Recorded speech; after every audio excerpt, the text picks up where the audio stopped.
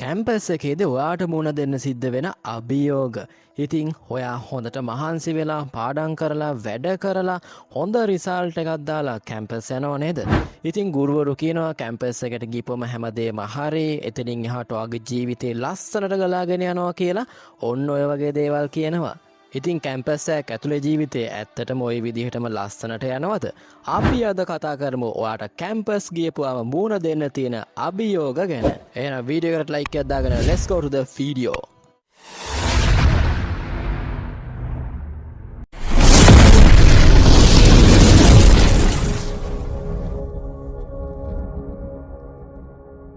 අංක 1 යාළුවෝ.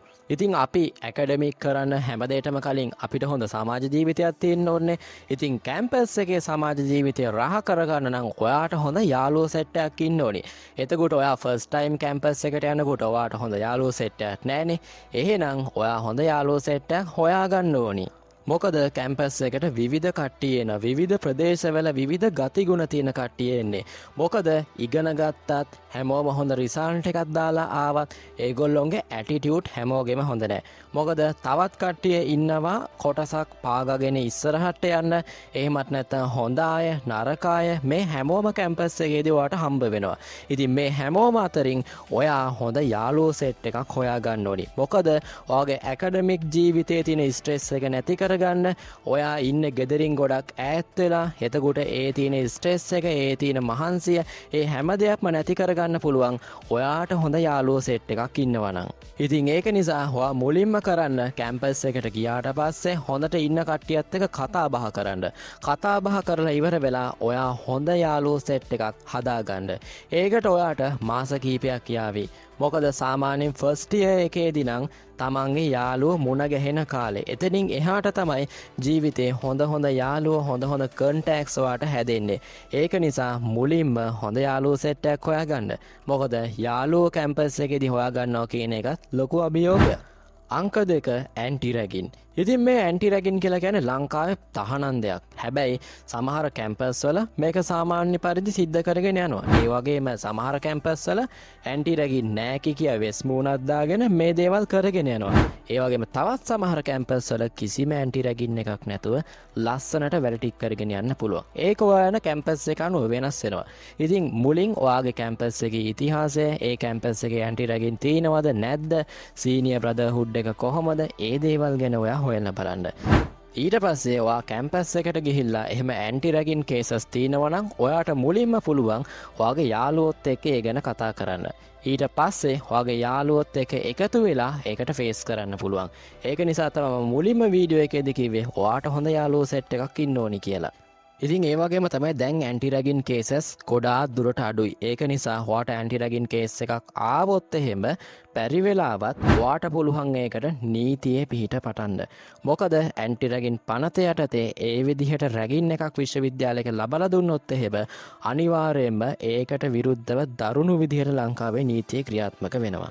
ඒ නිසා ඒ ගැන කිසිම බයකින් නැතුව ඔයා කැම්පස් එකට යන්න. අංක 3 සීනියර් බ්‍රදර්හුඩ් එක. ඉතින් මේ සීනියර්ස්ලට කවදාවත් ඔයා බය වෙන්න යන්න එපා. මොකද මේගොල්ලෝ යක්කු జాතියක් නෙවෙයි. මේගොල්ලෝ සාමාන්‍ය ඔයා වගේම කැම්පස් ආපු ළමයි. මේක කලින් ශ්‍රී ලංකාවේ විශ්වවිද්‍යාල ආකෘතිය තුල තිබිච්ච මේ සමාජවාදී ගති පැවතුම් එක්ක තමයි මේ සීනියර්ස්ලා කියන්නේ රැග් දෙන කට්ටිය. මේ කට්ටිය එච්චර හොඳ නැහැ. ඒගොල්ලොන්ට ගරු කරන්න ඕනි. අනම්බනම් ගොඩාක් සීන්ස් තියෙන්නේ.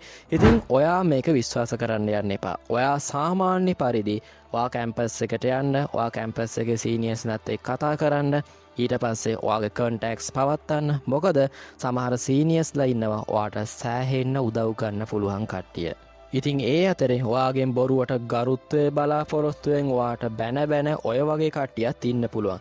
ඒ වගේ තැන්වලදී ඔයා බොහොම ඉවසීමෙන් කටයුතු කරොත් එහෙම ඔයාට මේ මුළු කැම්පස් ජීවිතේම හොඳට සාර්ථක කරගන්න පුළුවන්.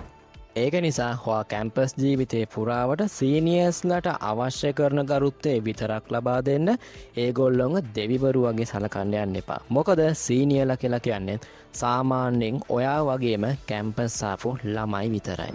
ඒ වගේම අංක 4 ශිෂ්‍ය සංගම් වල ක්‍රියාකාරීත්වය.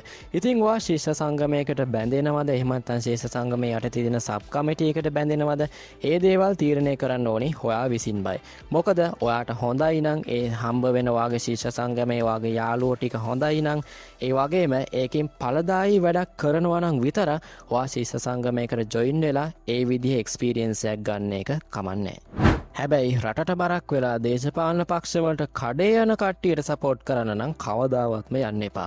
මොකද ඒගොල්ලොන්ගේ ජීවිතේ හදාගන්නේ ඔයා තමයි ජීවිතේ අගාධයට පත් වෙන්නේ. අංක 5 ඇකඩමික්. ඉතින් කැම්පස් ජීවිතේ ඇකඩමික් කියලා කියන්නේ ඔයා A level වගේ නෙවෙයි.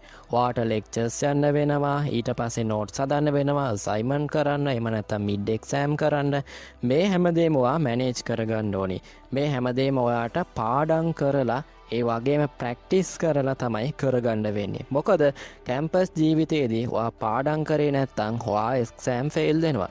එක්සෑම් ෆේල් වෙලා ඔයාට රිපීට් සෙට් වුණොත් එහෙම ඔයාට නැවත එක්සෑම් ලියන්න වෙනවා. සමහරක් වෙලාවට ඔයාගේ බැච් මිස් වෙන්නත් පුළුවන්. ඒක නිසා යාළුවොත් එක්ක එකතු වෙලා ඔයාට කැමති ක්‍රමවේදයක් පාවිච්චි කරලා ඔයාගේ පාඩම් වැඩ ටික හොඳට කරගන්න. ඉතින් ඊළඟට පාර්ට් ටයිම් කියලා කියන්නේ ඔයාට කැම්පස් ජීවිතින් එළියේදී කරන්න පුළුවන් එහෙදි සෙට් වෙන ජොබ්ස් වලට. ඉතින් ඔයාගේ පාර්ට් ටයිම් එක කවදාවත් ෆුල් ටයිම් කරගන්න යන්න එපා. මොකද ඔයාගේ ෆුල් ටයිම් වැඩේ වෙන්නේ ඇකඩමික් ටික. ඔයා ගිහින් තින්නේ ඉගෙන ගන්න. ඒක නිසා ඔයා පාර්ට් ටයිම් කරන්න. හොඳ පාර්ට් ටයිම් ජොබ්ස් ඒ වගේම හොඳට ගෙවන ඒ වගේ හොඳ ජෙනුවින් පාර්ට් ටයිම් ජොබ් එකක් කරලා කමන්නේ. හැබැයි ඔයාගේ ශ්‍රමය හූරගෙන කරන ජොබ් ගොඩාක් ඔයාට සෙට් වෙයි. එහෙම දේවල් වලදී ඔයා මොලේ කල්පනා කරලා ඒ වගේ ඈත් වෙලා ඉන්න. ඉතින් මේ වීඩියෝ එකේ අවසාන වශයෙන් මට කියන්න තියෙන්නේ මේ කියන අභියෝගවලට ඔයා සාර්ථකව මුහුණ දුන්නොත් ඔයාට හොඳ ඩිග්‍රී එකක් අරගෙන කැම්පස් එකෙන් සතුටින් එළියට එන්න පුළුවන්. මොකද ඔයා යාළුවොත් එක්ක යන ට්‍රිප්ස්, ඒ වගේම ඔයා කැම්පස් එකේදී ගන්න මෙමරිස්, ඔයාට හැදෙන කන්ටැක්ට්ස්, මේ හැමදේම ඔයාගේ මුළු ජීවිත කාලෙටම වැලිඩ් වෙනවා. ඒක නිසා ඔයත් හොඳ කැම්පස් ජීවිතයක් ගත කරන්න ඉස්සල්ලාම ඔයාගේ මයින්ඩ් එක හදාගෙන ඔයා පොසිටිව් වෙන්න. ඒ වගේම තමයි අවසාන වශයෙන් ඔයා කවදාවත් කිසිම දෙයක් අත්හරින්න යන්න එපා. ඒ වගේම තමයි ඔයා හැමදේටම ෆේස් කරලා ඒ හැම දෙයක්ම ඉගෙන ගන්න. මොකද ඔයාගේ ජීවිතේට සෑහෙන දේවල් ටිකක් ඉගෙන ගන්න පුළුවන් ඔය කැම්පස් ජීවිතේ ගන්න එක්ස්පීරියන්ස් එකකින්. ඉතින් ඔයාගේ කැම්පස් ජීවිතේ සාර්ථක වෙන්න ඔයාට හොඳ ඩිග්‍රී එකක් ගන්න අවස්ථාව ලැබේවා කියලා ප්‍රාර්ථනා කරමින් අද වීඩියෝ එක අපි මේ විදිහට අවසන් කරනවා. ඉතින් ඔයා තාමත් අපේ YouTube channel එක subscribe කරලා නැත්නම් අනිවාර්යයෙන්ම subscribe කරන්න.